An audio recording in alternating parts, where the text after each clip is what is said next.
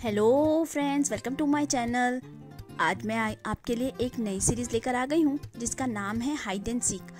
और इसकी स्टोरी कुछ इस तरह से है कि एक बदले की वजह से दो लड़कियों की ज़िंदगी किस तरह आपस में उलझ जाती है, ये इसी पर आधारित है। तो स्टार्ट करते हैं फ्रेंड्स। मेरे चैनल को सब्सक्राइब करना तो बिल्कुल भी मत भूलिएगा। एपिसोड की शुरुआत में हमें एक छोटी लड़की दिखाई जाती है। उसे एक औरत अंदर लेके जा रही होती है। वो उसे पहनने के लिए नए कपड़े देती है और फिर वो एक कमरे में लेके जाती है उसको। एक छोटी लड़की पहले ही पलंग पे सोई हुई होती है और यहाँ हमें पता चलता है कि जो लड़की सो रही है उसका नाम होता है मिनसुआ। और वहाँ पर एक औरत होती है जिनका नाम होता है मैडम ना। ये उस बच्ची की दादी होती हैं और वहाँ पर एक ओझा भी होती है। तो हमें यूँ बताया जाता है कि वो ओझा ने उन मिस ना को आइडिया दिया होता है कि अगर वो अपनी बच्ची की सेहत और उसके खुशहाली चाहती हैं तो उसकी एक सब्स्टिट्यूट यानी कि एक बायशी बना दी जाए।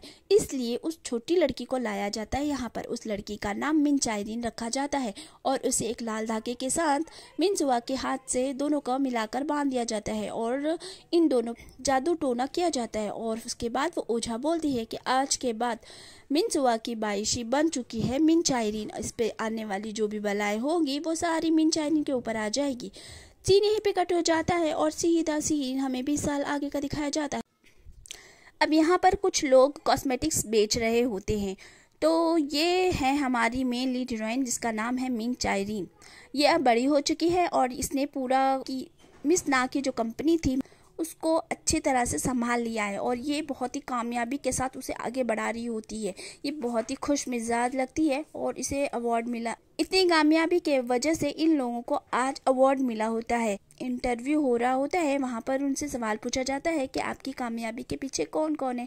तो वो बताती है अपनी फैमिली को वो थैंक यू कहती है और अपनी दादी के लिए भी बहुत अच्छी अच्छी बातें करती है। ये सारी चीज़ें मिस मैडम ना देख रही होती है और बोलती है कि ये लड़की कितनी बदतमीज़ है, इसकी वजह से मेरी पोती पर बला आई, जबकि इसको उसकी जगह गायब हो जाना चाहिए था। और यहाँ हमें पता चलता है कि मिनसुआ बचपन में ही किडनैप हो चुकी होती है और उसका कोई भी पता नहीं चल रहा होता है।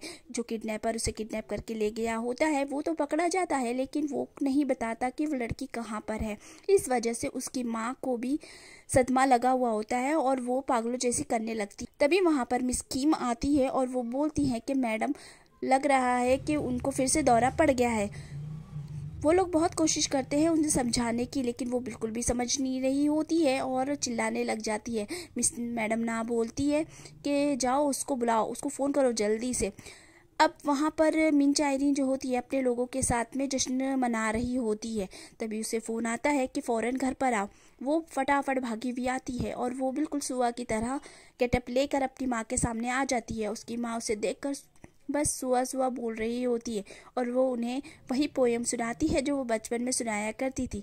इसके बाद वो थोड़ी शांत हो जाती है और सो जाती है। अगले सीन में हमें दिखाया जाता है वो अपनी दादी के पास जाती है और उन्हें कहती है कि माफ़ कर दीजिए थोड़ी देर हो गई।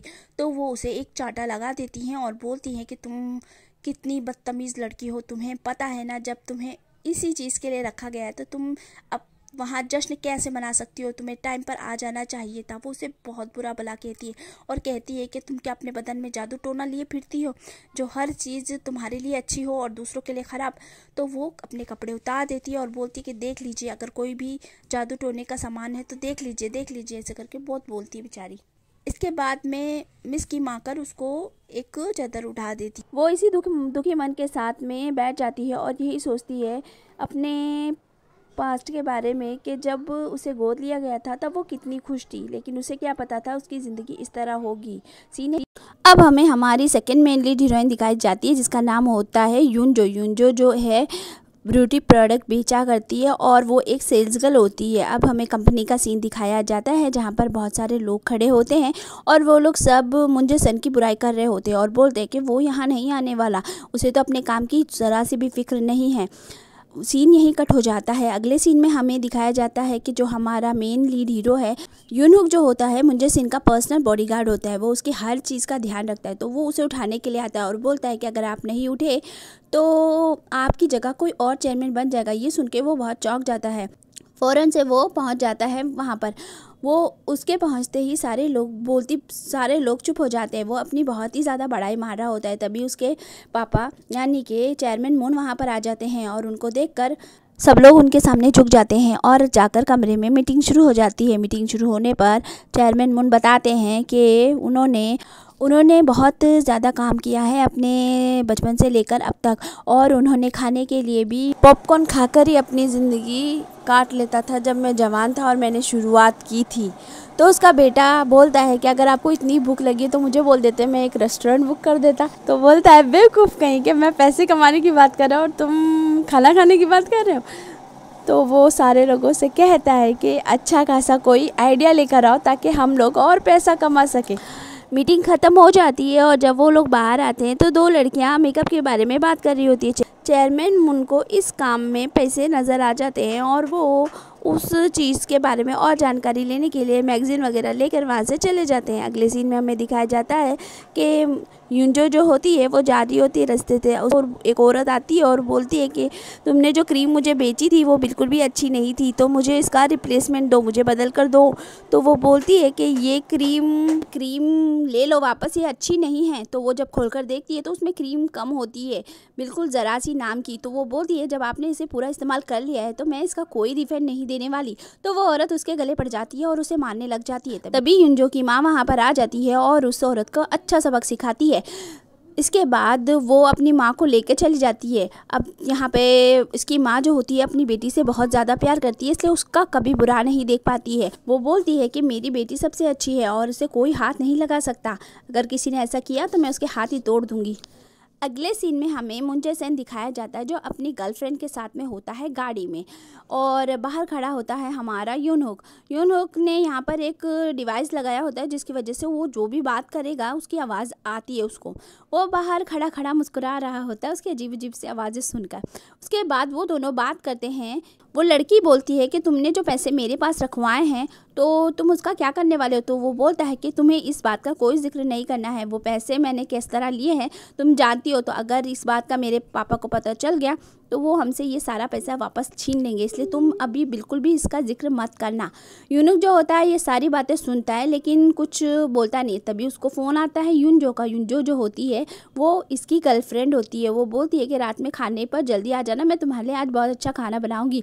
तभी सामने एक फ़ोटोग्राफ़र नज़र आ जाता है यूनुक को, जो कि फ़ोटोग्राफ क्लिक कर रहा होता है। वो उसको पकड़ लेता है और सारी फ़ोटोएं ले लेता है और ले जाकर चेयरमैन मून को दिखा देता है। चेयरमैन मून बोलते हैं कि मेरा बेटा पागल हो गया है क्या इस तरह। चेयरमैन मून बोलते हैं कि तुम इसी तरह उस पर नज़र बनाए रखना। अब यूनहुक जो होता है वो फ़ोटोग्राफ तो उन्हें देता है लेकिन जो भी बात उन्होंने की होती है वो नहीं बताता है। अब ये बात तो यूनहुक ही जान सकता है कि उसने ऐसा क्यों किया। सीन यहीं पे कट हो जाता है।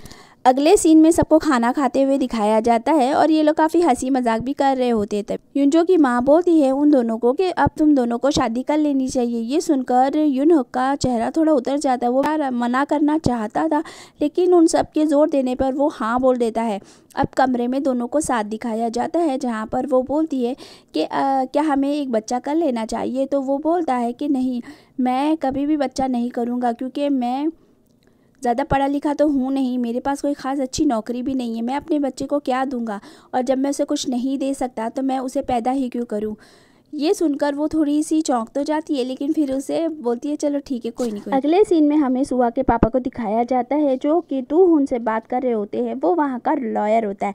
वो वहाँ अपनी कंपनी के बारे में सब डिस्कस करते हैं। जब वो जाने लगता है तो वो उसे रोकते हैं और बोलते हैं कि तुम फिक्र क्यों करते हो, आज भी तुम सुआ को बहुत याद करते हो ना। और वो ये भी बोलते हैं कि अगर वो होती तो आज तुम मेरे दामाद होते। ये सुनकर वो वहाँ से चला जाता है और हमें एक फ्लैशबैक दिखाया जाता है जिसमें पता चलता है कि ये दोनों साथ में खेल रहे थे लुका छुपी का गेम और इसी में सुआ का किडनैप हो गया था।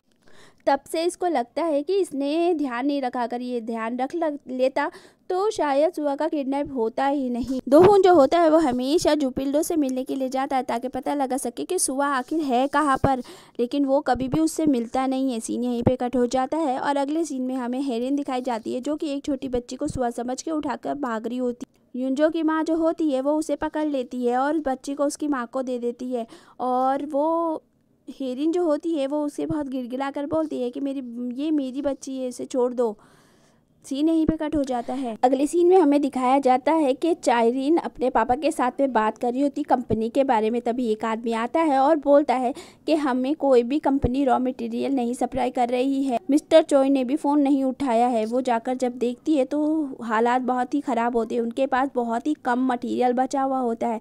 तो वो बोलती है कि मैं जाऊँगी और पता लगा के आऊँगी कि आखिर ये क्या माजरा है। अगले सीन में हमें चेयरमैन मुन को दिखाया जाता है जो बोल रहे होते हैं कि जितना मटेरियल चाहिए उतना रखो, बाकी सारा मटेरियल फेंक दो। तो मुंजे सेन बोलता है जब हमें ज़रूरत नहीं है तो हम इतना मटेरियल क्यों खरीद रहे हैं। तो वो बोलता है कि अगर हमें कंपनी को बढ़ाना है तो दूसरी कंपनियों को तो घाटे में देना ही पड़ेगा ना, बस इसलिए ये कर रहा हूँ। सीन यहीं पे कट हो जाता है। अगले सीन में हमें दिखाया जाता है कि चाइरीन के पापा बहुत ही ज़्यादा परेशान होते हैं और जो इन्वेस्टर लोग होते हैं वो अपना पैसा मांगने लग जाते हैं वापस। तो चाइरीन से अब रहा नहीं जाता, वो सीधा पहुँच जाती है मिस्टर चोई को ढूंढने के लिए और उसे पता चल जाता है कि वो कहाँ पर है। वो वहीं क्लब में जाती है और वहाँ जाकर चाइरीन मिस्टर चोई से बोलती है कि आप ने ऐसा क्यों किया बताइए। तो वो नहीं बता रहा होता है। तभी वहाँ पर एक फ़ोन आ जाता है जो होता है चेयरमैन के नाम से। वो उस फ़ोन को उठा लेती है और बोलती है कि आप ही वो इंसान है ना जिसने हमारा रॉ मटेरियल लिया है। तो वो बोलता है कि तो तुम्हें क्या करना है। तो वो बोलती है कि आप बिल्कुल डाकू हो। डाकू, जो डाकू लोग होते हैं वही तो दूसरों की चीज़ों पे कब्जा करते हैं ना। ये सुनकर वो थोड़ा चौंक जाता है। फिर चाइरीन जो होती है वो बहुत चिल्ला चिल्ला के उनसे बातें करती है और फ़ोन कट हो जाता है। उसके बाद में जो चेयरमैन होते हैं वो मुंजासिन से बोलते हैं कि मुझे तो एक आइडिया आ गया है, अब मैं एक तीर से 2 शिकार करूँगा, तुम देख लेना। सीन यहीं पे कट हो जाता है। अब हमें आगे दिखाते हैं कि मिस ना को भी सब पता चल जाता है और वो चेयरमैन मुन से मिलने के लिए जाती है। चेयरमैन मुन उनके सामने शर्त रखते हैं कि अगर तुम्हारी पोती की शादी मेरे बेटे के साथ कर दोगी तो मैं तुम्हारी पूरी मदद करूंगा, और वो मान जाती हैं। अब रास्ते के अंदर वो चाइरीन को फ़ोन करके बोलती हैं कि तुम एक होटल में पहुंच जाओ। वो वहां पर पहुंच जाती है। वहां पर सामने मुन जेसान बैठा हुआ होता है और वो बोलता है कि मुझे तुम पहली नज़र में ही बहुत पसंद आ गई हो, मैं तुमसे शादी करने के लिए तैयार हूँ। तो वो बोलती है कि ऐसे कोई भी बात नहीं है, मुझे नहीं पता, लेकिन मैं तुमसे शादी नहीं करना चाहती हूँ। और वो जाने लगती है। बाहर से यूनहुक अंदर आ जाता है और चाइरीन को जाने नहीं देता है। तब मुंजेसन दीवार पर प्लेट फेंककर जोर से मारता है तो चाइरीन के चेहरे पर चोट लग जाती है। अब वो इशारा करता है तो यूनहुक उसे एक हार पहना देता है और उसके गाल पे लगे हुए चोट पर रुमाल से साफ करना चाहता है, लेकिन वो उसे पकड़ लेती है और वो उसे बहुत घूर के देख रही होती है। मुंजेसान बोलता है कि यहाँ कर बैठ जाओ, तुम्हारी दादी ने ये रिश्ता पक्का कर दिया है। अगले सीन में हमें दिखाते हैं जो होती है चाइरीन को अपने पास बुलाती है और उसे शादी करने के लिए बोलती है। वो कहती है कि नहीं, मैं ये शादी नहीं करूँगी, मुझे कोई शादी नहीं करनी है। तो वो बोलती है कि तो तुम मेरी बात नहीं मानोगी, इसलिए अब जो होगा उसकी जिम्मेदार तुम खुद होने वाली हो। कुछ लोगों को बुलाया जाता है और वो चाइरीन को घसीटते हुए बाहर ले जा रहे होते हैं और वो ज़ोर ज़ोर से चिल्ला रही होती है कि दादी ऐसा मत करो। तो उसकी दादी उसे पागल खाने भिजवा देती है। वो बहुत गिड़गिड़ाती है लेकिन वो घसीटते हुए उसको भिजवा देती है। अगले दिन मैडम ना जो होती है वो चेयरमैन मुन के यहाँ पर जाती है और वहाँ पर कहती है कि मेरी पोती शादी के लिए मान गई है। चेयरमैन मुन बोलते हैं क्या सच में वो राज़ी हो गई है। तो वो बोलती है कि हाँ सच में हो गई है और वो मुंजेसन का हाथ पकड़कर कहती है कि पहली मुलाकात में ही मेरी पोती तुम्हें बहुत पसंद करने लगी है। मुंजेसन ये सब सुनकर कहता है क्या सच में ये बात है। चेयरमैन मुन को ये बात सुनकर कुछ गड़बड़ नज़र आती है। वो यूनहुक से बोलते हैं कि जाओ और पीछा करो और पता लगाओ ये दादी पोती का क्या मसला है। अब वो चला जाता है पता लगाने के लिए। वो उनके घर के बाहर यूनुक जो होता है घर के बाहर खड़ा होता है। मिस किम अपनी गाड़ी में बैठकर कहीं जाती है। वो उनका पीछा करता है और वो पागल खाने पहुँच जाता है। वहाँ जाकर उसे पता चलता है कि चाइरीन वहाँ पर है और वो किसी तरह उस कमरे के पास पहुंच जाता है। अब वो जाता है वहाँ पर और वो सुनता है चाइरीन बोल रही होती है कि मुझे एक फ़ोन करने दीजिए। मिस किम मना कर देती है कि नहीं, तुम्हें कोई फ़ोन करने नहीं दिया जाएगा। क्या तुम्हें नहीं पता कि उन लोगों के ना होने की वजह से ही तो तुम्हें यहाँ भेजा गया था। तो ये सुनकर वो कहती है कि मुझे धोखा दिया। चाइरीन बोलती है कि मुझे यकीन नहीं हो रहा कि वो मुझसे झूठ बोल सकती हैं। आखिर मैं क्या चाहती थी, मैं सिर्फ कंपनी के लिए इतनी मेहनत करती हूँ और उसे ऊँचा ले जाना चाहती चाहती हूँ। तो मिस किम बोलती है यही तो तुम्हारी बहुत बड़ी गलती है, तुम अपने आप को ही मालिक समझ बैठी हो। तुम्हें नहीं पता मिनसुआ यहाँ आएगी तो वो ही यहाँ की मालिक होगी। तो चाइरिन बोलती है कि ये कैसे हो सकता है, मैंने अपना बेस्ट दिया है, पूरी दिन रात मेहनत की है, जी जान लगा के काम किया है इस कंपनी को ऊंचाई पे पहुंचाने के लिए, तो वो कैसे हो सकती है। तो मिस किम कहती है कि तुम चाहे कितना भी गिड़गिड़ा लो, सच नहीं बदलने वाला। जिनका खून का रिश्ता होता है वही असली मालिक होते हैं, और जब वो वापस आ जाएगी तो तुम्हारा कोई भी वजूद नहीं होगा। ये सुनने के बाद में चाइरिन रोने लग जाती है और वो बोलती है कि खून का रिश्ता क्या इतना ज़रूरी होता है, मेरा प्यार क्या उनके लिए बिल्कुल भी मायने नहीं रखता। मैं उन सब से कितना प्यार करती हूँ, कंपनी से कितना प्यार करती हूँ, तो वो लोग मेरे साथ ऐसा कैसे कर सकते हैं। ये सुनने के बाद मिस किम वहाँ से जाने लगती है।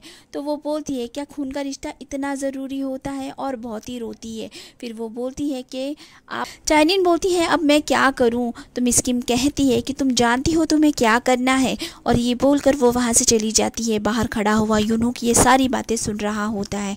उसे बहुत बुरा लगता है चाइरिन के लिए। वो जब जाता है तो रास्ते भर बस उसी की बातें दिमाग में उसके चलती रहती हैं। चाइरिन सोच रही होती है। अगला सीन हमें एक फ्लैशबैक दिखाया जाता है जहाँ पर मैडम ना बच्चा गोद लेने के लिए आई थी। तो चाइरिन जो होती है वो खिड़की से देख रही होती है। उसकी सहेली बोलती है कि ये बहुत बड़ी कंपनी की मालिक है और यहाँ पर अपनी पोती के लिए एक दोस्त लेने आई है।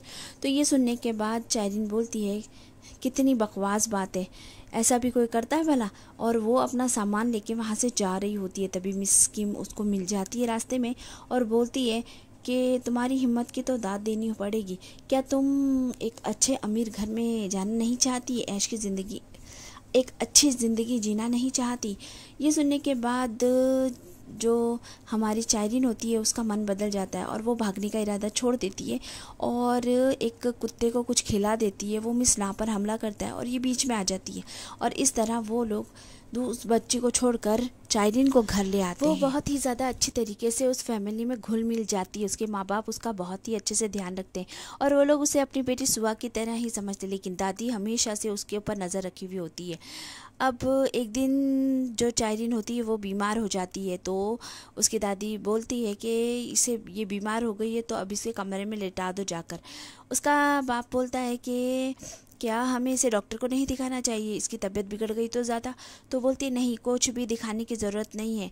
इसके ऊपर जो ये सब हुआ है वो सुआ बला जो थी वो सारी की सारी चाइरिन पर आ चुकी है और वो किसी को भी उसका इलाज कराने के लिए डॉक्टर को बुलाने नहीं देती है। मिस किम उसके पास जाती है और उसको समझाती है कि तुम तो बहुत हिम्मत वाली थी, अब क्या हो गया तुम्हें, अब तुम्हारी हिम्मत कहाँ गई, इस तरह पड़ी क्यों हो। तो वो उससे लड़ती है और बोलती है कि अगर मैं ठीक हो गई तो मैं आपका पीछा कभी नहीं छोड़ूंगी। मिस किम उसको बोलती है अगर ऐसा हो गया तो मैं भी तुम्हें असली बेटी की तरह ही समझूंगी। अब रात का सीन हो जाता है। वो उठती है और जो भी उसे खाने के लिए मिलता है वो उसे खाने लग जाती है। फिर उसे वो दवाई नज़र आती है, वो उस दवाई को भी खा लेती है। अब सुबह के वक्त जो मिस ना होती है वो उस दवाई को मंगवाती है, अपनी सर्वेंट से बोलती है कि जाओ लेकर आओ, मुझे दवाई बनानी है, ये सुआ को दूंगी।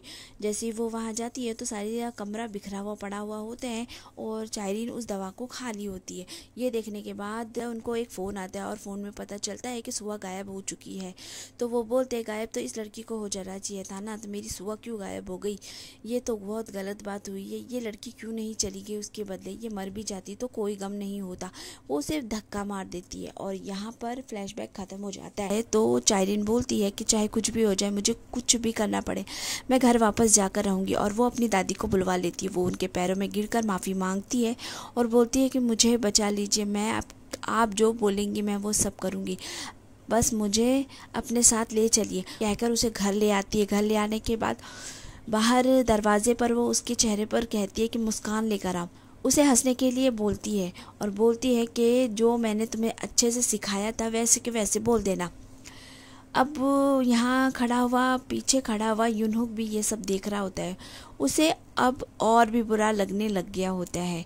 अब चाइरिन अंदर जाती है और सारे लोगों के साथ बैठती है और अपनी शादी के बारे में बताती है कि वो तेसन ग्रुप के बेटे मुन जैसन से शादी करना चाहती है। तभी उसका पापा कहता है कि उसकी तो पहले भी शादी हो चुकी है, तो तुम उससे शादी क्यों करना चाहती। मिस ना जो होती है वो बीच में ही बोल देती है कि नहीं, सब ठीक है, तो इसलिए हम लोग चाहते हैं कि जल्द से जल्द हो जाए। अगले सीन में दोनों फैमिली एक साथ बैठती है और शादी को तय कर देती है। अब मुंजे-सन और चाइरीन बाहर आते हैं, तो चाइरीन बोलती है कि हमें हफ्ते भर में ही शादी कर लेनी चाहिए, तो तुम चलो मेरे साथ शॉपिंग करने के लिए, ताकि मैं अपनी शादी का जोड़ा और रिंग खरीद सकूं। तो वो कहता है कि मेरी जगह तुम इसको लेके जाओ, ये तुम्हारे साथ जाएगा। तो वो कहती है तुम्हारे नाप का भी तो जोड़ा लेना है ना। तो कहता है अरे कुछ नहीं, इसे ले जाओ, ये सब कुछ तुम ले पाओगी, इसी का नाप ले लेना, वो मुझे आ जाएगा। यूनहुक और चाइरीन शॉपिंग करने के लिए जाते हैं, तो रिंग खरीद रही होती है। तो वहाँ पे जो सेल्स गर्ल होती है वो कहती है आप दोनों की जोड़ी बहुत अच्छी लग रही है। तो वो उसके करीब जाकर बोलती है हाँ, हम दोनों की जोड़ी बहुत अच्छी लग रही है, और एक रिंग निकाल के उसके हाथ में पहना देती है और उसको सेल्स गर्ल को बोलती है देखो कितनी अच्छी लग रही है ना। फिर अगले सीन में वो लोग कपड़े खरीदने के लिए जाते हैं, वहाँ पर भी वो ऐसे ही करती है, उसके साथ बहुत ही ज़्यादा चिपक रही होती है। जो वहाँ का सेल्स बॉय होता है वो भी बोलता है कि आप दोनों की जोड़ी बहुत अच्छी लग रही है। फिर इसके बाद ये लोग जाते हैं रेस्टोरेंट में जाते हैं, वहाँ पर वो बहुत शराब पी रही होती है। तो यूनहुक उसको बोलता है कि नहीं शराब मत पियो। तो वो बोलती है कि पीने दो मुझे, क्योंकि ये जो दिल का दर्द है ना, और इस पे जो इतना बड़ा ज़ख़म हो रखा है ना, तो वो भरेगा नहीं, इसे पिए बगैर तो मैं भर भी नहीं सकती हूँ भरने वाला। और वो उसको पूछती है क्या तुम किसी से प्यार करते हो। तो वो कुछ नहीं बोलता है। अगले सीन में दोनों पुल पे चल रहे होते हैं, तो वो पीछे से दूसरे साइड निकल के आ जाती है और लटकने लग जाती है वहाँ से, और बोलती है कि मैं यहाँ पे कर क्या रही हूँ तुम्हारे साथ, हम दोनों लवर्स थोड़ी हैं जो साथ में घूम रहे हैं, और मेरी तो कुछ समझ में भी नहीं आ रहा। अब वो बोलती है कि मैं यहाँ से कूद जाऊँ या लटक जाऊँ, गिर जाऊँ। वो वहाँ से लटकते हुए बोलती है कि मुझे ऐसा लगता है मुझे यहाँ से छोड़ देना चाहिए और पानी में गिर जाना चाहिए, लेकिन पानी में मुझे तैरना बिल्कुल भी पसंद नहीं है, मुझे बहुत घबराहट होती है। तो उसको बोलता है कि ये क्या कर रही हो, पागल हो गई हो क्या। वो उसको बोलती है कि मैं 5 गिनने के बाद अपना हाथ छोड़ दूंगी, अगर तुम मेरी जिम्मेदारी नहीं लेना चाहते तो मेरा हाथ बिल्कुल भी मत पकड़ना, और अगर पकड़ लिया तो तुम्हें मेरी जिम्मेदारी लेनी पड़ेगी। वो 1 2 3 बोलते ही हाथ छोड़ देती है। तो यूनहुक उसका हाथ पकड़ लेता है। जो होता है वो उसे घूर कर देख रहा होता है। तो वो बोलती है कि तुम मुझे इस शादी से बचा सकते हो, लेकिन तुम ऐसा करोगे नहीं, तो तुम क्या चाहते हो। तुम अपनी इन नज़रों से देखोगे कि मैं किस तरह जीती हूँ, यही तुम्हारी सज़ा होगी। अब मिंचाइरिन उसको इस तरह बोलती है। वो ये बात जो वो बोल रही है ना, तो फ्रेंड्स आगे पता चलेगा आपको कि ये क्यों बोली ऐसा। सीन यहीं पे कट हो जाता है और यूनहुक जो होता है वो इसी बारे में सोच रहा होता है। उसके दिमाग में सिर्फ मिंचाइरिन ही घूम रही होती है। तो युनजो जो होती है वो उसके लिए ड्रेस खरीद के लाती है और वो उसको देती है पहनने के लिए, बोलती है पहन के दिखाओ। वो पहन के दिखाता है तो वो अच्छी लगती है। वो बोलती है अपनी शादी पर तुम यही वाला सूट पहनोगे। अब आगे दिखाया जाता है कि युनजो जो होती है वो अपनी माँ के साथ में शादी का जोड़ा खरीदने जाती है। तो उसकी माँ उसे बहुत बड़ी सी शॉप में लेके चली जाती है। वहाँ पर उसे एक ड्रेस पसंद आती है और वो उसे पहन के आती है, लेकिन वो ड्रेस मिंचाइरिन की माँ ने पहले ही पसंद कर ली होती है अपनी बेटी सुआ के लिए। तो वो बहुत चिल्लाने लग जाती है और बोलती है उतारो ये जोड़ा, अभी का अभी उतारो, ये मेरी बेटी सुआ के लिए है। तो वहाँ के सारे लोग उसको पकड़ लेते हैं। तभी युनजो की माँ को याद आता है कि ये तो वही औरत है ना जो बच्चे को किडनैप करके लेके जा रही थी। थोड़ी देर के बाद में चाइरीन वहाँ पे पहुँचती है तो उसकी माँ उसे एक चांटा लगा देती है और बोलती है कि इतनी देर से क्यों आई, और सीन यहीं पे कट हो जाता है। अगले सीन में हमें डूयुन दिखाया जाता है, जिसको पता चल जाता है कि जुपिल्डो आज जेल से रिहा होने वाला है। वो उससे मिलने के लिए जेल में जाता है, लेकिन जब तक वो रिहा हो चुका होता है और वो ठीक उसके बाजू से ही गुजरता है, वो उसे देख लेता है और उसका पीछा करता है और उसे पकड़ लेता है। तो वो बोलता है कि तुम मेरे पीछा क्यों कर रहे हो। तो वो बोलता है कि सुआ कहाँ पर है, बताओ मुझे। वो बोलता है मुझे नहीं पता वो कहाँ पर है, और तुम्हारा दिमाग तो सही है, मैंने अपनी जुर्म की सज़ा भुगत ली है, इस वजह से अब तुम जाओ यहाँ से और मुझे परेशान करना बंद करो। तो डूयुन बोलता है कि मेरी नज़र तुम पर हमेशा बनी हुई रहेगी, अब तुम जहाँ जाओगे ध्यान रखना मेरी नज़र है तुम्हारे पर। सीन यहीं पे कट हो जाता है। युनजो की माँ जो होती है वो उसके लिए एक बहुत ही सुंदर सी ड्रेस बनाती है और वो बोलती है युनजो कि ये मैं अपनी वेडिंग पर पहनूंगी, इसलिए आप फिक्र मत कीजिए, मैं एक बहुत सुंदर दुल्हन लगूंगी। सीन यहीं पे कट हो जाता है। अगले सीन में हमें दिखाया जाता है जहाँ पर मिंचाइरिन की शादी हो रही होती है। उसकी दादी सोचती है कि अच्छा हुआ बला टली, और अब ये मनहूस लड़की हमारे घर में नहीं रहेगी और हमारा इससे पीछा छूट गया। और वहाँ मिनचारिन जो होती है वो ये सोच रही होती है कि अब ये सब कुछ जल्दी ही ख़त्म हो जाएगा और मैं कोशिश करूँगी कि जितनी जल्दी हो सके सब खत्म हो और मैं वापस अपने घर जा सकूँ। अब अगले सीन में हमें दिखाया जाता है जब मिनचारिन और मुंजासेन बाहर आते हैं तो वो बोलता है कि तुम होटल चली जाओ, मैं कुछ देर बाद आऊँगा, मेरी एक मीटिंग है। तो वो यूनहुक के साथ में गाड़ी में जा रही होती है, तभी अचानक कोई सामने आ जाता है और यूनहुक जो होता है वो ब्रेक लगा देता है। मिनचारिन नीचे झुक जाती है तो उसे वो डिवाइस नज़र आ जाता है तो वो उसको उठा लेती है और उसका बुंदा भी गिरा हुआ होता है वो उसको भी ले लेती है। अब वो होटल में पहुंच जाती है और इंतज़ार करती है। मुंजासेन वहाँ पर आ जाता है और दोनों डिनर साथ में करते हैं और इसके बाद अब वो कमरे में जा रहे होते हैं। तभी वहाँ पर उसकी गर्लफ्रेंड को दिखाया जाता है जो भी वहीं पर होती है। वो उसे इशारा कर देता है तो वो उनके साथ साथ ही चलती है। वो लोग लिफ्ट में जाते हैं तो वो आगे पहले कमरे में चली जाती है। अब मुंजासेन जो होता है वो अंदर कमरे में जाता है और उसको बोलता है, मिनचारिन से कहता है कि तुम यहीं रुको, मुझे एक मीटिंग है तो इस वजह से मुझे ना काम है तो मुझे जाना पड़ेगा, तो तुम्हें बुरा तो नहीं लग रहा ना।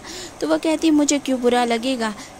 तो वो बोलता है कि देखो मैं तो जा रहा हूँ, तुम किसी और को ना बुला लेना यहाँ पर।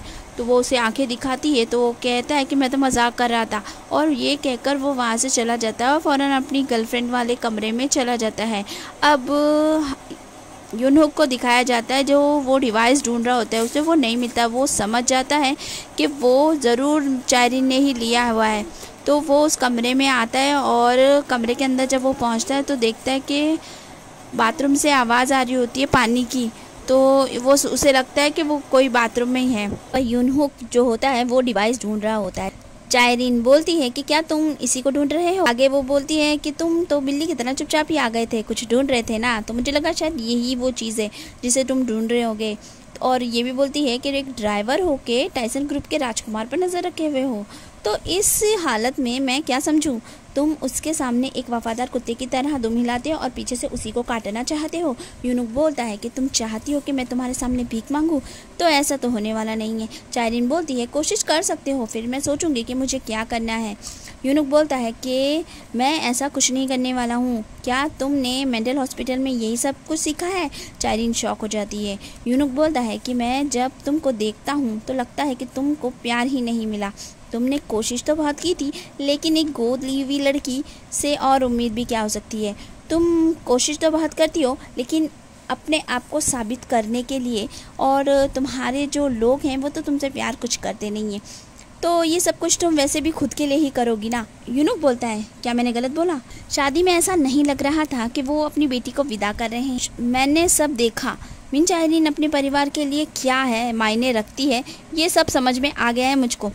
चाइरीन बोलती है कि बकवास बंद करो, और उसको बहुत गुस्सा आ जाता है यूनुक पर, और वो एक गिलास फेंक के उसको मारती है और कहती है एक लफ्ज़ और मत कहना, वरना मैं तुम्हारा मुंह तोड़ दूंगी, और मैं ये जो डिवाइस है ये चेयरमैन को दे दूंगी। और वो फ़ोन लगाने लगती है तो यूनुक जो होता है वो उसके साथ लड़ने लग जाता है और दोनों में हाथापाई शुरू हो जाती है। और यूनुक बोलता है कि देखो मेरी बात को समझो, तुम भी तो यहाँ से निकलना चाहती हो ना, तो तुम मुझे अपना साथ देने दो अगर तुम ऐसा करती हो।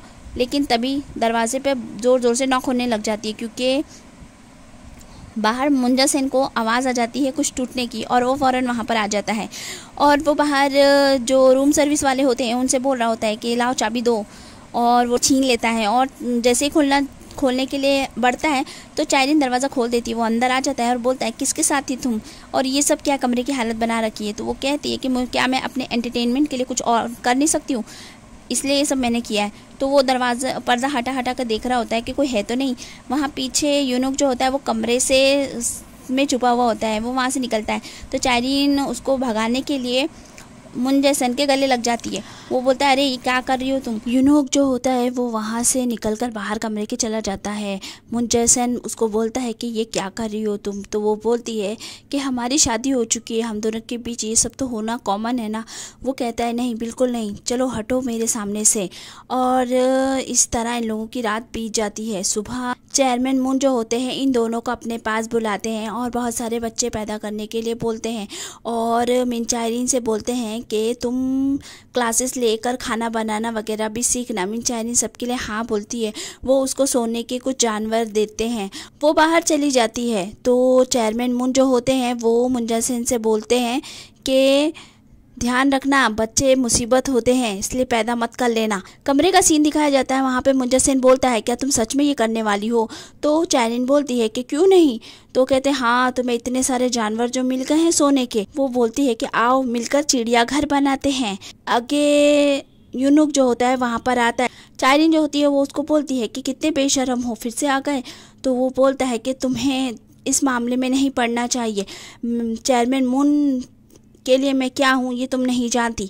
तो वो बोलती है कि देखो तुम एक ड्राइवर हो, बाहर खड़े रहा करो, यहाँ ना आओ। तो चेयरमैन मुन पीछे से बोलते हैं कि तुम्हारी हिम्मत कैसे हुई उसे इस तरह बोलने की, मैंने उसको यहाँ पर बुलाया है, आइंदा ख्याल रहे कि ऐसा कुछ ना हो। सीन यहीं पे कट हो जाता है। अगले सीन में हमें यूनजो दिखाई जाती है जिसको एक डिलीवरी करनी होती है मिसेस पार्क के घर पर। यूनजो जो है मिसेस पार्क के घर पे पहुंच जाती है। वो वहां पर अंदर बैठी होती है। तभी कुछ से अचानक ही कुछ लगता है और वो जाकर मिनसुआ के कमरे के पास में चली जाती है और उसे खोलने ही वाली होती है। तभी हेरिन वहां पर आ जाती है और वो उसे रोकती है और बोलती है कि तुम्हें किसी ने भेजा है यहाँ पर, मेरी बेटी के कमरे के सामने तुम कर क्या रही हो? और वो उसे बहुत ही झिझोड़ देती है। बेचारी डर जाती है। जो मिस किम होती है वो उसे बचाती है और वहाँ से जाने के लिए बोल देती है। वो वहाँ से भाग जाती है। अब जो मिस ना होती है वो चाइनीन का पूरा कमरा खाली कर रही होती है। तो मिस किम पूछती है कि क्या बात है, आप ऐसा क्यों कर रही है? तो वो बोलती है कि ओझा ने मुझसे कहा है कि हमारी सुआ बहुत नज़दीक है, लेकिन जब तक हम कचरा साफ़ नहीं करेंगे तो वो नहीं आने वाली, इसीलिए ये सब कुछ हटा रही हूँ। मिस किम कुछ नहीं बोलती है। सारा सामान मिस ला जो होती है बाहर फिकवाने लग जाती है और कहती है कि सब कुछ जला दो। तो उनकी नौकरानी जाकर उसके सारी चीज़ों को जलाने लग जाती है और जो उसके कपड़े अच्छे होते हैं वो ले जाती है अपने साथ पहनने के लिए। रात का सीन दिखाया जाता है जहाँ पर मुंजा सेन मिन चाइनीन को घर लेकर आता है उसके, और वो भी उसके साथ घर के अंदर चला जाता है। वो बैठ के दादी के सामने अच्छी अच्छी बातें करते हैं। तो फिर वो बोलता है कि लाओ मुझे तुम्हारा कमरा तो दिखा दो। वो उसको अपना कमरा दिखाने के लिए लेके जाती है, लेकिन कमरा पूरा खाली पड़ा हुआ था। ये देखकर मुंजा सेन थोड़ा सा चौंक जाता है और बोलता है कि ये क्या बात हुई, तुम्हारे कमरे में कोई भी सामान नहीं है। तो चाइनीन बहाना बनाकर बोलती है कि दादी को लगता है शायद वो ख़राब हो जाएगा, इसलिए उन्होंने संभाल कर रख दिया होगा। मुंजा सेन को इस बात पे यकीन तो नहीं होता है, लेकिन वो उसकी हाँ में हाँ मिला देता है। आगे वो दादी के पास जाती है और बोलती है कि ये आपने ऐसा क्यों किया? तो वो कहती है कि तुम्हें यहाँ आना ही नहीं चाहिए था। जब मैंने तुमसे कह दिया कि अब तुम यहाँ मत आया करो तो तुम मुंह उठाकर यहाँ पर क्या कर रही हो? और वो उसे बहुत ही ज़्यादा ताना तबका देती हैं। अगले सीन में यूनहुक जो होता है वो बाहर घूम रहा होता है। तो उसे जले हुए तस्वीरों में से चाइनीन की एक तस्वीर मिलती है, वो उसे रख लेता है। सुबह का मुंजा सेन अपने पापा से बोल रहा होता है कि मैंने आज उसको कुकिंग क्लास में भेज दिया है यूनहुक के साथ। वो उस पर नज़र भी रखेगा और बता देगा कि क्या हो रहा है। अब दोनों को जाते हुए दिखाया जाता है। यूनहुक उसको बोलता है कि चाइनीन तुम जो कर रही हो वो ठीक नहीं है। तो वो कहती है कि मैडम कहो मुझे, तुम नौकर हो मैं मालिक हूँ। तो वो कहता है बकवास बंद करो, मैं तुम्हें यही बोलने वाला हूँ और तुम मेरी बात गौर से सुनो। जो तुम करना चाहती हो क्या तुम कर पाओगी? वो कहती है मैं तो कुछ भी कर सकती हूँ, कुकिंग क्लास क्या चीज़ है। और वो कुकिंग क्लास पहुँच जाती है। वहाँ पर जो सिखाने वाले होते हैं वो सबसे उसका इंट्रोडक्शन करवाते हैं और बोलते हैं कि संयम से रहना, ऐसा 2-3 बार बोलते हैं। अब चाइनीन वहाँ पर जाती है तो कुछ लोग तो उससे अच्छे से बात करते हैं, लेकिन 2 लड़कियाँ होती हैं जो उसका मजाक उड़ा रही होती हैं। वो उसको कह रहे होते हैं कि तुम तो मुंजा सेन की तीसरी बीवी हो, 2 बीवियाँ तो मर गई। तो वो उन लोगों को उनके बारे में ही ऐसी ऐसी बातें बोलती है जिसको सुनकर वो दोनों को गुस्सा आ जाता है और लड़ाई शुरू हो जाती है। चाइनीन और वो दोनों बाल खींच एक दूसरे को मार रहे होते हैं। जो टीचर होते हैं सिखाने वाले उन तक को धक्का मार देते हैं। अब चाइनीन जब बाहर आती है तो यूनहुक जो होता है उसको देखकर हंसने लग जाता है और बोलता है ये इसकी हालत बना रखी है। वो बोलती है कि तुम्हें क्या करना है, और दोनों वापस आने लगते हैं। तभी वहाँ पर हेरिन जो होती है वो बहुत शराब पी लेती है और अपनी नस काट लेती है। गाड़ी चल रही होती है तभी चाइनीन को फ़ोन आता है मिस किम का और वो बोलती है कि फ़ौरन घर पर आओ, कुछ हो गया है। तो वो कहती है यू टर्न लेना है, तो वो मना कर देता है। तो वो उसे गाड़ी रुकवा कर वहीं पर उतर जाती है और टैक्सी लेकर एक मॉल में जाती है। काफ़ी देर हो जाती है, चाइनीन बाहर नहीं आती है। तो यूनहुक उसे देखने के लिए अंदर जा रहा होता है। तभी उसके बाजू में से कोई लड़की गुजरती है। अचानक उसे ख्याल आता है ये तो चाइनीन है। वो उसका पीछा करता हुआ वहाँ पर पहुँचता है। चाइनीन टैक्सी से उतरकर सीधा भागती हुई आती है और अपनी दादी से बोलती है कि क्या हुआ माँ को। तो वो बोलती है कि तुम्हें जब बुलाते हैं तब तुम आती नहीं हो, देखो उसका हाल, और तुम आखिर चाहती क्या हो, तो अब जाओ यहाँ से, कोई ज़रूरत नहीं तुम्हारी, तुम्हें अब कभी नहीं आना है। ऐसे करके वो उसे धक्का मार देती हैं। वो बहुत रोती है, गिड़गिड़ाती है, कहती है देखो माँ सुआ आ गई सुआ। वो कहती है तुम जैसी लड़की से अब मेरी बेटी को दूर ही रहना चाहिए, और वो बहुत ज़ोर से उसको धक्का मार देती है, वो नीचे गिर जाती है। वो लोग वहाँ से चले जाते हैं। यूनुक जो होता है वो ये सब देख रहा होता है। वो फ़ौरन चायरीन के पास आता है और बोलता है तुम ऐसे जीती हो, ये ज़िंदगी जीती हो तुम किसी की बाइशी बनकर। तो वो बोलती है कि तुम्हें इससे क्या मतलब, तुम्हें कोई मतलब नहीं मेरी ज़िंदगी से। वो कहता है तुम अपने आप को संभालो, पागल हो गई हो क्या, कैसे ज़िंदगी बिता रही हो तुम। तो वो कहती तुम्हें कुछ नहीं पता, जीने के लिए मुझे कितना लड़ना पड़ता है, इस एक चीज़ के लिए मैं कितना लड़ती हूँ तुम्हें क्या पता। और वो उसे ज़ोर से झंझोड़ के धक्का मार देती है और उससे अपना हाथ छुड़ाकर वहाँ से चली जाती है। ये सब देखने के बाद यूनुक को बहुत ही ज़्यादा बुरा लगता है। वो पूरे रास्ते उसके पीछे पीछे चल रहा होता है। भी एहसास होता है कि वो कितनी ज़्यादा तकलीफ़ में है। सीन यहीं पे कट हो जाता है। रात भर वो बस चायरीन के बारे में ही सोच रहा होता है। तभी वहाँ पर युंजो आ जाती है और बोलती है आखिर किसके बारे में सोच रहे हो और इतना गहराई से सोच रहे हो, कहीं तुम्हें उससे प्यार तो नहीं हो गया है। और फिर कहती है अरे मैं तो मजाक कर रही थी। और ये क्या कर वो वहाँ पर बैठ जाती, लेकिन जो यूनुक होता है वो सिर्फ चायरीन के बारे में ही सोच रहा होता है। सीन यहीं पे कट हो जाता है। वहाँ दूसरी तरफ मुंजे-सन जो होता है चायरीन से पूछता है क्या तुम ये सब कर लोगी। वो बोलती है हाँ बिल्कुल, मैं इतनी अच्छी कुक बन के बताऊंगी कि पापा बहुत ही खुश हो जाएंगे, और देखना कि तुम्हारी बीवी कितनी अच्छी खाना बनाती है। सीन यहीं पे कट हो जाता है। अगले सीन में हमें एक शॉपिंग मॉल का कंस्ट्रक्शन साइट दिखाया जाता है। वहाँ पर कुछ मजदूर काम कर रहे होते हैं। तभी एक मजदूर बेहोश होकर गिर जाता है। चेयरमैन मून मुंजा-सन से पूछते हैं कि कैसा चल रहा है शॉपिंग मॉल का काम। तो वो कहता है बहुत अच्छा चल रहा है। तभी एक आदमी आकर बताता है कि वहाँ पर कोई मजदूर बेहोश हो गया और सारे लोगों ने काम बंद कर दिया है। तो चेयरमैन मून बोलते हैं कि जाओ और पता लगाओ ये क्या माजरा है और जाकर सब सही करो। तो वो बोलता है हाँ ठीक है पापा मैं जा रहा हूँ, और वो वहाँ पर जाता है। वो मजदूरों के लीडर के सामने इतने अच्छी बातें करता है और उन्हें उस मजदूर के लिए कुछ पैसे भी देता है ताकि उसका इलाज हो सके, और सब लोगों को बोलता है कि काम करिए, मैं अब आप लोगों का बहुत अच्छे से ख्याल रखूंगा। वो बेचारा नीचे जाकर सारे लोगों को समझाकर काम पर वापस लगने के लिए बोल देता है। तभी अचानक मुंजे-सन के धक्का लगने से माइक गिर जाता है और ऑन हो जाता है, और वो अपनी बड़ी बड़ी बातें कर रहा होता है कि देखो किस तरह मैंने उस आदमी को उल्लू बना दिया, उसे पटा दिया, और उन लोगों को क्या मालूम कि हम ऐसा कुछ भी नहीं करने वाले, उन लोगों के साथ जो होगा उन लोगों की किस्मत होगी। वो सारे मजदूर भड़क जाते हैं और जैसे ही मुंजे-सन नीचे आता है तो उसे बहुत धमकी देने लग जाते हैं। वो पीछे छुप जाता है यूनुक के। यूनुक बोलता है कि जो भी बात है हम बाद में कर सकते हैं। सीन यहीं पे कट हो जाता है।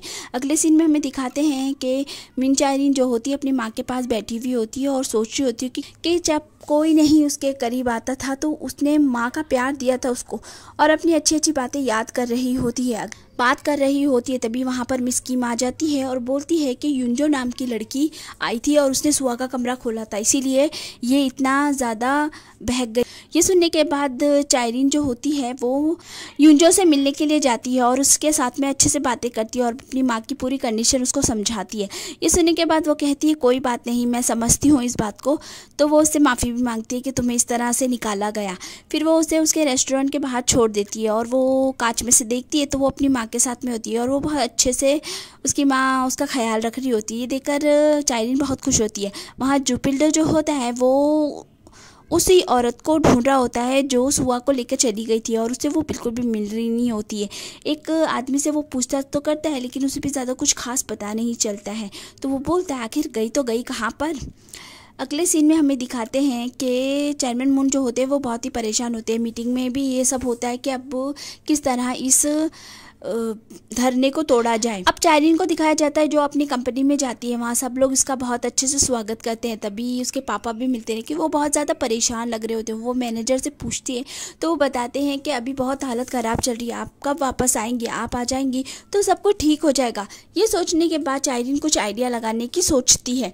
आगे सीन में हमें दिखाते हैं कि चेयरमैन मून के पास में मुंजे-सन और चायरीन बोलती है कि आप जो भी मुझे बोलेंगे मैं वो सारी चीज़ें करने के लिए तैयार हूँ, लेकिन मैं आपसे एक वादा चाहती हूँ कि क्या आप मुझे अपने पापा के यहाँ पर जाने की इजाज़त देंगे। तो वो बोलते हैं कि क्यों, तुम वहाँ क्यों जाना चाहती। वो बोलती है कि मुंजे-सन ने जो भी गलत किया है वो भी मैं सही कर दूँगी, आप मुझे एक मौका कर देखिए। सीन यही कट हो जाता है। अगले सीन में हमें दिखाते हैं कि चाइरीन जो होती है उन मजदूरों के बीच जाकर काम कर रही होती है। वो लोग बोलते हैं कि यहाँ पर स्ट्राइक चल रही है तो तुम काम क्यों कर रही हो। वो कहती है कि पैसे कमाने के लिए तो काम करना पड़ेगा ना, इस तरह बैठकर तो मैं अपना घर नहीं चला सकती। सीन यही कट हो जाता है। अगले सीन में मुंजेसन उसको बोलता है क्या तुम्हें लगता है कि वो लोग तुम्हारी बात मानेंगे। वो कहती है देखते हैं आगे क्या होता है। अगले दिन वो फिर से काम करने के लिए आ जाती है और काम कर रही होती है। वो उन लोगों को बहुत समझाती है लेकिन कोई भी उसकी बात नहीं सुन रहा होता है। और लीडर बोलता है कि तुम क्या हम लोगों को बहकाने की कोशिश कर रही हो। वो आगे जाकर फ़ोन पर बात कर रही होती है तो वो कुकिंग क्लास वालों को बोलती है कि मैं एहसान ग्रुप की बहू बात कर रही हूँ। ये सुनने के बाद वो सारे लोग भड़क जाते हैं और उसे पकड़ लेते हैं और कहते हैं कि तुम हम लोगों को बहकाना चाहती हो, इसीलिए तुम यहाँ पर आई हो ना। वो कहती नहीं, मैं तुम लोगों के साथ देना चाहती हूँ। तुम लोगों की प्रॉब्लम इस तरह तो सॉल्व नहीं होने वाली, मेरा साथ दो, मैं तुम लोगों को ज़रूर इससे निकाल दूंगी। वो लोग नहीं मानते तो वो अपने आप को छुड़ाकर खड्डे में गिर जाती है और कहती है कि मैं तो पहले ही मर चुकी हूँ, ये मेरे लिए एक कब्र की तरह है, तो आप लोग चिंता ना करें। तो वो लोग बोलते हैं कि अरे चलो ये सब एक नाटक हो रहा है, ये सब नाटक कर रही है, हम लोगों को बहकाना चाहती है। और सारे लोग वहाँ से चले जाते हैं। चाइरीन दिखाई जाती है जो कि उस गड्ढे के अंदर ही होती है और सोच रही होती है जो उसने कहा होता है कि मैं तो पहले ही मर चुकी थी, तो इस गड्ढे में रहना मेरे लिए कोई बड़ी बात नहीं है।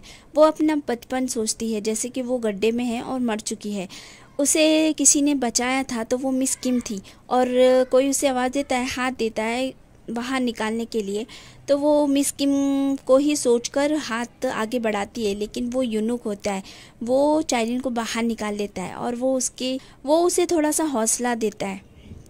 सीन यहीं पे कट हो जाता है। अगले सीन में दिखाया जाता है कि चाइरीन जो होती है घर पर होती है। मुंजेसन उसको कहता है कि कितनी कोशिश करोगी, थक जाओगी। तो वो कहती है मुझसे जितना होगा उतना तो मैं ज़रूर करूँगी, तुमसे तो इतना भी नहीं हुआ, तुम्हारी वजह से ये सब कुछ ख़राब हो गया है, अगर तुमने ऐसा नहीं किया होता तो सब ठीक होता। तो मुंजेसन जो होता है चिढ़ जाता है। सीन यहीं पे कट हो। सुबह हो जाती है और वो मज़दूर लोग वहाँ पर पहुँचते हैं तो गड्ढे में कोई भी नहीं होता है। तो लीडर बोलता है देख लिया, वो बहू थी वहाँ की, तो बस बहकाने के लिए आई थी, चलो यहाँ से हम जो कर रहे थे वही करेंगे। जाता अगले सीन में हमें दिखाते हैं कि चेयरमैन मून जो होते हैं मुंजेसन के साथ बैठे हुए होते हैं और कहते हैं कि इस मामले को जल्द से जल्द ख़त्म कर दो।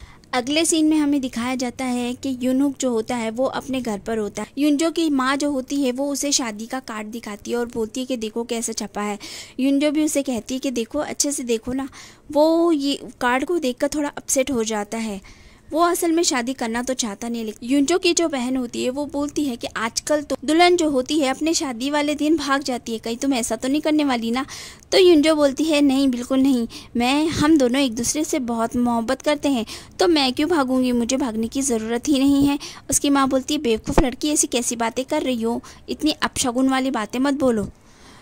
यहाँ पर सब हंसी मजाक चल रहा होता है, लेकिन यूनुक जो होता है वो बहुत ही सैड होता है, उसे कुछ भी नहीं समझ में आ रहा होता है, वो मना भी नहीं कर सकता है और अपनी फीलिंग्स को बता भी नहीं सकता है। सीन यहीं पे कट हो जाता है। अगले सीन में हमें दिखाया जाता है मिस ना जो होती है सुआ के पापा को बहुत डांट रही होती है। वो बोलती है कि तुम किसी काम के नहीं हो, नाकारा कहीं के, मैंने तुम्हें अपनी कंपनी देकर बहुत बड़ी गलती कर ली, तुम तो मेरी बेटी के लायक ही नहीं हो।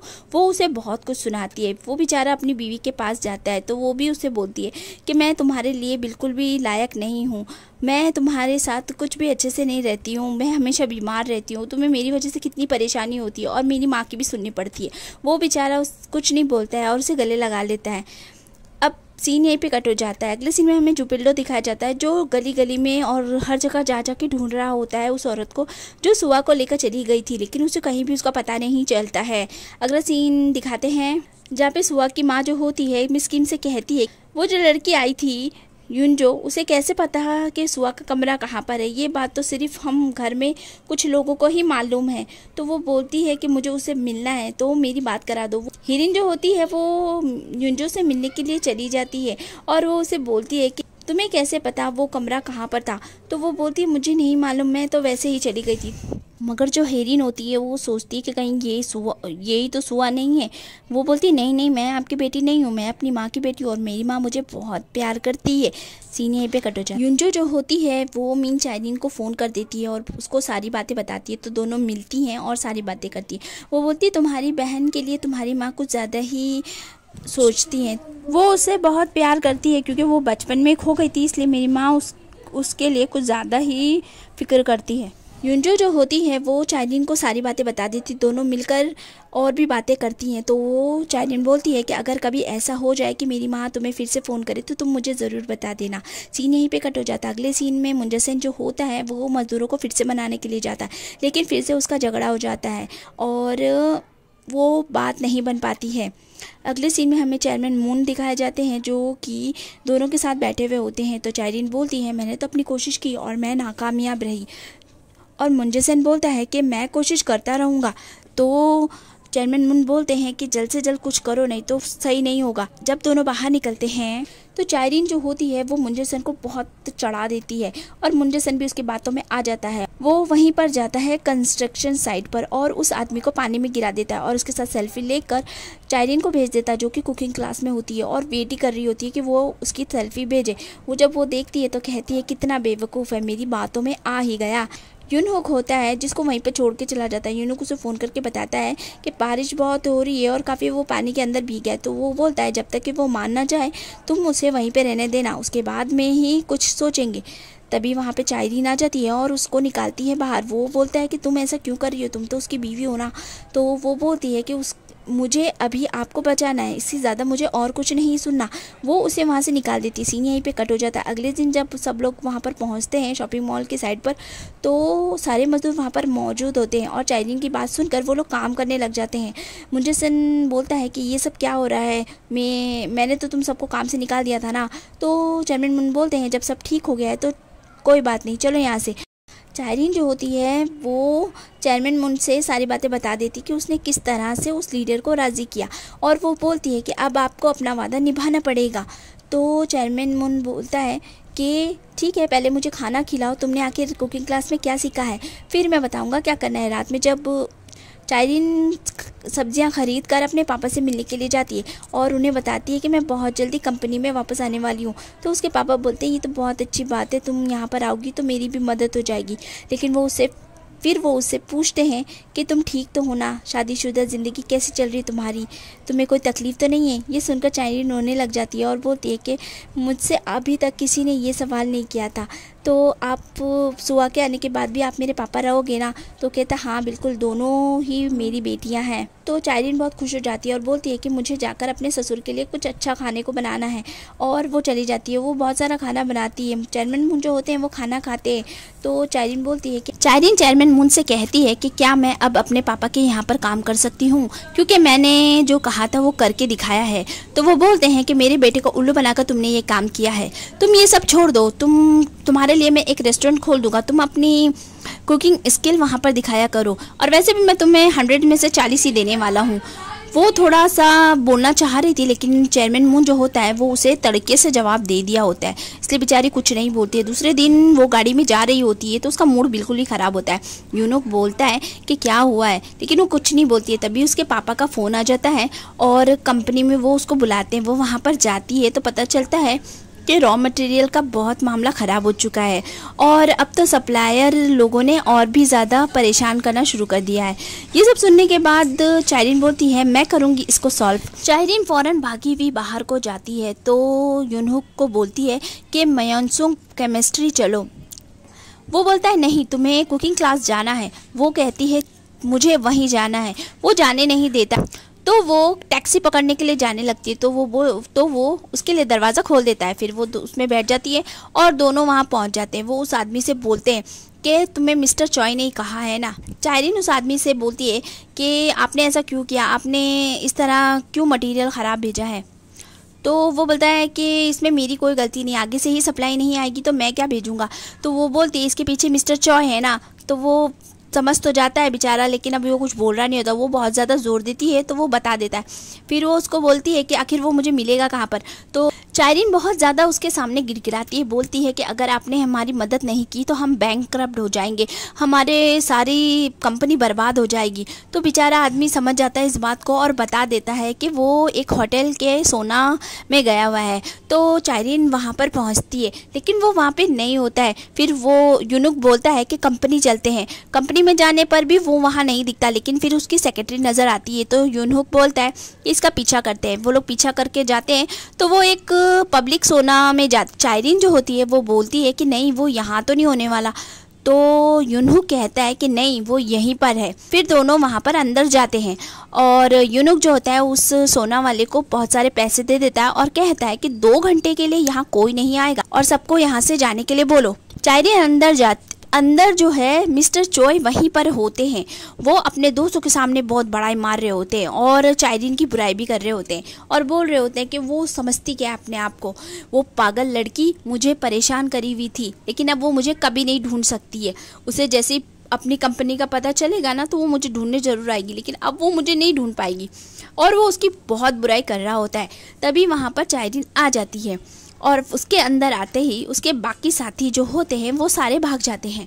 अब चायरीन उसको बोलती है, चायरीन वहाँ का दरवाज़ा बंद कर देती है और कहती है कि अब मुझे सच सच बता, आखिर इस चीज़ के पीछे है कौन। वो नहीं बोल रहा होता है। वो कहता है कि मैं अपना तौलिया हटा दूंगा अगर तुमने मेरे सामने ऐसी वैसी कुछ हरकत करी तो वो कहती है कि ठीक है हटा दो, मुझे कोई फ़र्क नहीं पड़ता, लेकिन आज तो मैं पूछे बगैर जाने वाली नहीं हूँ। और वहाँ यूनुक जो होता है उस सोना के मालिक को पैसे दिए जा रहा होता है टेम्परेचर बढ़ाने के लिए। वो टेम्परेचर बढ़ाते जा रहा होता है। अंदर हालत ज़्यादा ख़राब होना शुरू हो जाती है। मिस्टर चोय जो होता है वो बहुत ही ज़्यादा पसीना पसीना हो जाता है, लेकिन फिर भी बोल रहा नहीं होता। आखिरकार वो ज़मीन पे लौट जाता है। उसकी हालत बहुत ज़्यादा ख़राब होती है, लेकिन चायरीन हार नहीं मानती है और उसे पूछे ही जाती है। और वहाँ यूनुक जो होता है वो उसे हाई लेवल पे कर देता है। अब चायरीन उससे पूछती है कि आखिरी अब बता दो, नहीं तो यहीं मर जाओगे। तो फिर वो बोल देता है कि तुम्हारा पति मुंजेसान है जिसने मुझे ये सब करने के लिए बोला था, और वो सब कुछ बक देता है। वो सब रिकॉर्ड कर लेती है और यूनुक से दरवाज़ा खोलने के लिए बोलती है। यूनुक दरवाज़ा खोलता है तो चायरीन उसकी गोद में ही गिर जाती है। वो उसे उठाकर लेके चला जाता है। वो बोलता है कि तुम्हें अब हॉस्पिटल जाना चाहिए, तुम्हें इंजेक्शन लगाने की ज़रूरत है। तो वो कहती नहीं, मुझे अभी के अभी चेयरमैन मुन के यहाँ पे जाना है। तो वो कहता है देखो पहले अपनी शक्ल तो देखो कैसी लग रही हो। तो वो कुछ नहीं बोलती है। फिर यूनुक उसको लेकर एक बगीचे में जाता है और उसके लिए कुछ दवाई लेकर आता है। यूनुक उसके पास आता है और यूनुक उसके हाथ में दवाई लगा रहा होता है और बोलता है कि इतना सब कुछ तुमने कर लिया, आखिर तुम ये सब किसके लिए कर रही हो। तो वो कहती है कि तुम्हारे बारे में क्या, तुम भी तो उन लोगों को बेवकूफ़ बना रहे हो। तो यूनुक बोलता है कि मैं तुम जैसा नहीं हूँ, खुद को अपनी फैमिली के लिए कभी बर्बाद नहीं करूँगा। चायरीन बोलती है कि जिन लोगों के पास माँ बाप होते हैं प्यार करने वाले, वो मुझे कभी नहीं समझ पाएंगे। यूनुक बोलता है कि दुनिया में कितने लोग होते हैं जिनके माँ बाप नहीं हैं और फिर भी वो अपनी ज़िंदगी जीते हैं। वो अपने बदन से सारा खून निकाल देना चाहते हैं, शायद अपना सरनेम भी बदल देना चाहते हैं। उन लोगों को अपनी ज़िंदगी में अपनी फैमिली को मिटाना है। तो कुछ ऐसे माँ बाप भी तो होते हैं ना। तो मैं आपको बहुत अच्छी तरीके से समझ सकता हूँ। जब यूनुक ऐसा कहता है तो चायरीन उसके सर पर हाथ फेरने लग जाती है। दूसरे दिन चेयरमैन मुन को पीने के लिए वो कुछ चेयरमैन मुन बोलते हैं कि ये क्या तुम मुझे क्या पिलाना चाहती हो। तो वो कहती है कि जहर लेकर आई हो। वो बोलते हैं क्या जहर पिलाओगी मुझे। तो वो बोलती है कि ये आपकी सेहत के लिए बहुत अच्छा है। तो फिर वो उसे ले लेते हैं और पीने लग जाते हैं। तभी चायरीन बोलती है मेरे पास कुछ है आपको दिखाने के लिए, अगर आप सुनना चाहे तो। तभी वहाँ पर मुंजेसन भी आ जाता है और वो उस डिवाइस को लेना चाहता था, लेकिन चायरीन भी थी चालाक, उसने नहीं देती है और बोलती है अगर मेरे पापा की सारी प्रॉब्लम सॉल्व नहीं हुई तो ये ज़रूर मीडिया में चला जाए। जो होती है चेयरमैन मुन से कहती है अगर आप मेरी बात नहीं सुनेंगे तो मैं मीडिया में भी जा सकती हूँ। तो वो उसे वो टेप वहीं पे रखने के लिए बोलते हैं और कहते हैं ठीक है तुम जो चाहती हो मैं वो कर दूंगा। तो वो कहती है कि मटेरियल का मामला जल्दी से सॉल्व कर दीजिए और मिस्टर चोय से कहिए कि वो सही दाम पे हमें पूरा माल दे दे। तो चेयरमैन मुन जो होते हैं अंदर जाकर उस टेप को सुनते हैं और उसके बाद मुंजेसान से बोलते हैं कि ये तो मेरी उम्मीद से भी बहुत ज़्यादा चालाक निकली, तो तुम जल्दी से ये मामला रफा दफा करो और मटेरियल वापस सही दाम पर दिलवा दो। सीन यहीं पे कट हो जाता है। अगले सीन में मुंजेसन जो होता है चायरीन को लेकर एक शादी में जाता है। वहाँ पर मुंजेसन बोलता है कि मुझे तो यकीन ही नहीं हो रहा है कि मैं इस तरह की शादी में भी आ सकता हूँ। यूनुक वहाँ पर आता है और बोलता है कि आप लोग आ गए। मुंजेसन बोलता है कि तुम्हें तो खुश होना चाहिए कि मैं तुम्हारी शादी में आया हूँ। तो वो उनका शुक्रिया अदा करता है। मुंजेसन को फ़ोन आ जाता है तो वो बात करने के लिए बाहर चला जाता है। चायरीन बोलती है कि तुमने मुझे क्यों नहीं बताया। यूनुक बोलता है कि अगर मैं बता देता तो क्या बात कुछ और होती। चायरीन बोलती है कि शायद मैं तुम्हें कुछ भी नहीं कहती। उस लड़की के साथ खुश रहना जो तुम्हारे लिए सही नहीं है, या कि ये कहूँ कि गलत भी नहीं है। यूनुक बोलता है कि इसका क्या मतलब है। वो कहती है कि मैं नहीं बताऊंगी। यूनुक बोलता है कि मत बताओ, लेकिन तुम बोल तो पाओगी ना। तो बोलती क्यों नहीं हो, बोलो मुझसे। तो वो उसको देखने लग जाती है और शादी की बधाई देने लग जाती है। यूनुक कहता है तो ठीक है, फिर मुझे भी तो तुमको थैंक यू बोलना चाहिए ना। चाइरीन जो होती है वो यूनुक से नज़र चुराने लग जाती है। फिर वो उसका डिवाइस निकाल कर उसको देती है और कहती है कि ये तोहफा है मेरा तुम्हारे लिए। और वो बोलती है कि आगे से मैं तुम्हारे रास्ते में बिल्कुल भी नहीं आऊँगी, तुम्हें जो भी करना है तुम कर सकते हो, मैं किसी से नहीं बोलूँगी, चाहे वो किसी के भी बारे में हो, मैं बिल्कुल भी परेशान नहीं करूँगी। ये कहकर वो वहाँ से जाने लग जाती है। तो यूनुक उसका हाथ पकड़ के उसको साइड में लेके चला जाता है। जब वो चाइरीन को ले जा रहा होता है तो युनजो उसको देख लेती है। वो साइड में ले जाकर चाइरीन से बोलता है, अब मैं जो तुमसे बोलने जा रहा हूँ तुम ध्यान से सुना, कम से कम आज के लिए मैं झूठ नहीं बोलूंगा। लोगों से मुझे कुछ भी सुनना पड़े लेकिन मुझे कोई भी फर्क नहीं पड़ता है। चाइरीन बोलती है, आखिर तुम क्या करना चाहते हो? तो यूनुक बोलता है कि आखिर मिन चाइरीन है कौन और वो मेरे लिए क्या है? तो चाइरीन बोलती है कि तुम पागल हो गए हो क्या? तो वो उसे कस के पकड़ लेता है और किस करने लग जाता है। ये सब पीछे खड़ी हुई युनजो देख लेती है और उसे एकदम से सदमा लग जाता है। जो है यूनुक को किस करते हुए देख लेती है और वो अपनी शादी छोड़कर चली जाती है। मुंजे-सान की गाड़ी के ठीक सामने आ जाती है। वो उसकी गाड़ी में बैठ जाती है और उसे आगे चलने के लिए कह देती है। दूल्हा यहाँ इंतज़ार कर रहा होता है लेकिन दुल्हन का कहीं पता ही नहीं होता है। सब लोग उसे ढूंढ रहे होते हैं। उसकी माँ का रो रो कर बुरा हाल हो रहा होता है। आगे यूनुक उसी जगह पहुँच जाता है तो वो समझ जाता है कि क्या बात है। मुंजे-सान जो होता है वो युनजो को पुल के पास उतार देता है और उसे पैसे देकर कहता है कि कोई टैक्सी लेकर चली जाना, और वो वहाँ से जाने लगता है। लेकिन जब वो देखता है कि वो तो अब खुदकुशी करना चाहती है तो वो आकर उसे बचा लेता है। वो अपने ऑफिस उसे ले आता है और वहाँ पर वो उसे बिठाता है, थोड़ा समझाता है और जाते हुए वो उसे बोलता है कि जब तक तुम्हारा दिल करे तुम रुक सकती हो। ये कहकर वो वहाँ से चला जाता है। रात बहुत हो जाती है। उसकी बहनें और उसकी माँ बहुत परेशान होती है लेकिन उनकी बहन नहीं मिलती।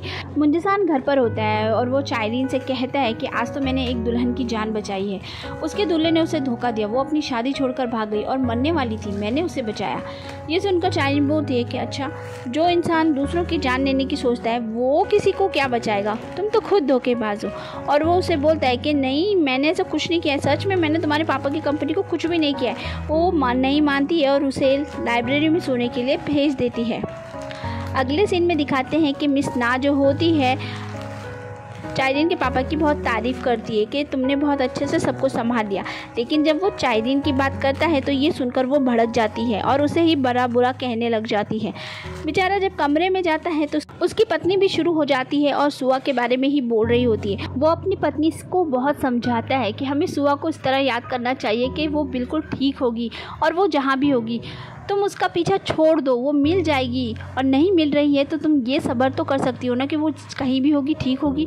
लेकिन उसकी बीवी मानने को तैयार नहीं होती है। अगले दिन सुबह दिखाते हैं कि युनजो की माँ बहुत ही बेचारी परेशान बैठी होती है। युनहोक उसके पास आता है और उन्हें समझाता है, दिलासा देता है। तभी वहाँ पर युनजो आ जाती है। उसे देखकर उसकी माँ उस पर बहुत चिल्लाती है और उसे बोलती है कि ये कौन सा तरीका है, तुम शादी छोड़कर चली गई, ऐसा कोई करता है क्या।